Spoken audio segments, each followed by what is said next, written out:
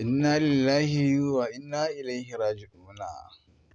Wannan dai juyin mulki da aka yi na Muhammad Bazoum na ƙasar Nijar, inda Faransa sai ta hura wannan wuta domin a yi wannan juyin mulki da aka yi wa Muhammad Bazoum. Duba da la'akari da ana so a rusa wato Najeriya ne da kuma Arewa, ta yadda wato gaba ɗaya dai hankalin ƙasashen duniya na kan Arewa saboda muna da ma'adanai da wasu abubuwa da suke da muhimmanci a ƙasar Najeriya. Wannan lamari ne yasa za su fara yaƙi saboda kawo ƙarshen Najeriya.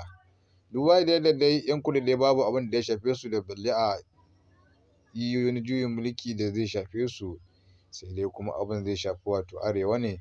Duba da yadda Arewa ita ce ta yi boda da ko'ina a wato Nijar.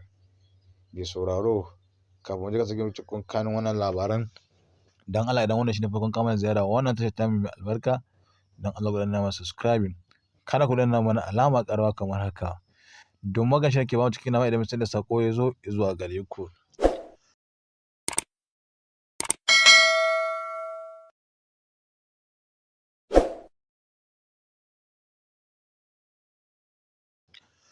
A gwamnatin ƙasar Najeriya dai ta miƙa wa wato Nijar wato sojoji domin a yaƙe ta. Wannan kuma abubuwa ne da suka biyo bayan wato ECOWAS suna so a tada hargitsi a yi yaƙi domin abubuwa su kaure. Wasu malamai dai suna ganin wannan dai ƙarshen duniya ne ya zo inda an ka fara wannan yaƙi. Duba da irin abubuwan da suke faruwa a ƙasar ta Nijar zuwa Najeriya da kuma su Faransa da kuma wasu ƙasashe na mafi kusansu da irin su Burkina Faso. Wannan dai lamarin shine abubuwan da yake tada hankali, duba da yadda al'amarin da ke faman tada hankalin al'umma gabaki ɗaya. Wannan dai yaƙi da za a yi dai shine dai karo na uku ana cewa za a yi yaƙin nan, duba da irin abubuwan da suke faruwa. Wannan dai har yanzu tashin hankali bai saurarawa a ƙasar Najeriya ba, mafi yawancin ma Arewa. Duba da ana tada hankalin al'umma ne domin kuma kwashe musu arzikan da ke Arewa, kamar abubuwan da suke faruwa a su Sokoto, Katsina, Zamfara da Sokoto da Kebbi, sannan kuma da kuma Maiduguri da Baga.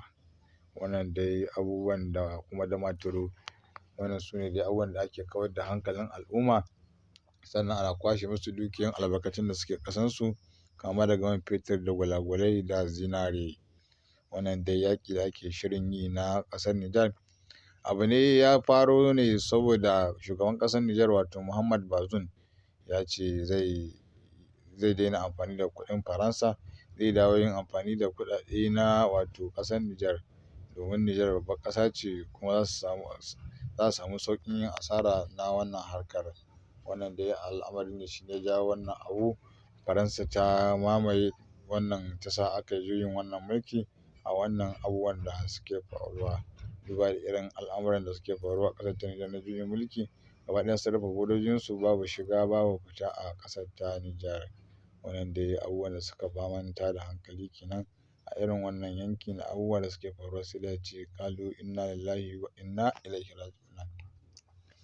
Al'amarin da ya ci gaba da faruwa ne, duba da inna ana ta faman sa lokaci an bawa wato Muhammad Bazoum wasu 'yan kwanaki domin ya fito ya faɗi ran da zai ajiye mulki saboda a samu sauƙi.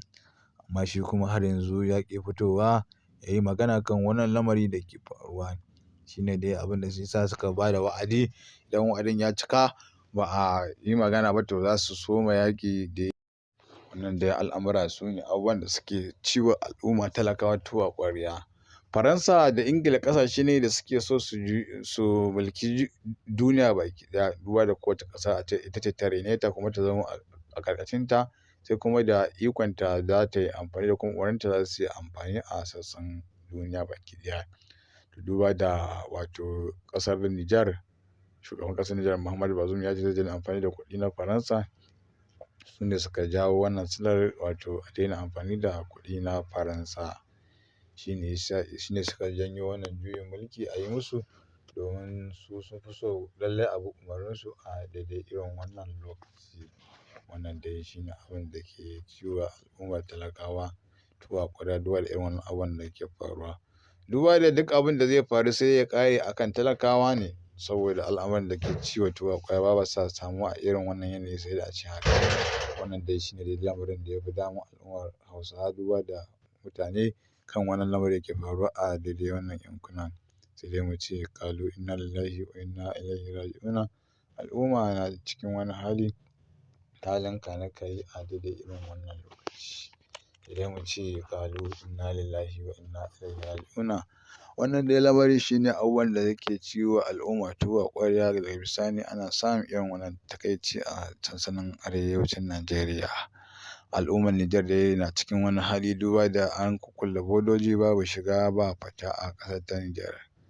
Duba da yadda ba a samun komai, ga yunwa, ga fatara, ga kuma wancan abubuwa. Sai dai a ci gaba da cewa ƙalu inna lillahi wa inna ilaihi raji'un. Wannan dai al'umma, wasu Amerikawa shugaban ƙasar Amurka ya tura dakarun sojansa wato zuwa Nijar har guda 1000. Shi ma kuma wato shugaban ƙasar Najeriya wato Ahmad Bola Tinubu shi ma ya tura sojin shi ma har guda, shi ma tura da dakarun soja zuwa ƙasar Nijar. Wannan dai abubuwan da suka yawaita ne suka faru a irin wannan lokaci, kan abubuwan da suke faruwa mabambanta a daidai irin wannan lokaci. Sai dai mu ce fa wannan hali ne da ƙasa ke ciki gaba ɗaya, mu ma da yankunan nan. Sai dai a ci gaba da cewa ƙalu inna lillahi wa inna ilaihi raji'un. Al'umma na cikin wani hali kan wannan al'amari da ke faruwa. Sai dai a ci gaba da addu'a, fatan samun nasara a irin wannan lokaci kan wannan al'amari da ke faruwa a irin wannan lokaci. Sai dai mu ci gaba da addu'a da fatan samun nasara kan wannan al'amari da ke faruwa. Sai a ci gaba da addu'a da dagewa kan wannan lamari da ke faruwa, kan al'amarin da ke damun al'ummar musulmi baki ɗaya. Ku dai ku ci gaba da sauraron Tunum Planet TV a koyaushe. Za mu ci gaba da kawo muku labaran abubuwan da suke faruwa na sassan arewacin Najeriya, kai har ma da ƙetare ƙasashen duniya baki ɗaya. Ku ji irin abubuwan da suke faruwa a duniya baki ɗaya. Wannan dai shine dai labarai mafi jan hankali a wannan satin da ya gabata, na wannan juyin mulki da aka yi wa shugaban ƙasar Nijar wato Muhammad Bazoum. Duba da irin ta'addancin da aka yi masa. Wannan dai juyin mulki shine dai an daɗe ba a yi ba, shekaru sama da 40 bayan da aka yi a wato ƙasar Germany, ƙasar Uganda da kuma Ukraine da kuma sauran ƙasashen duniya.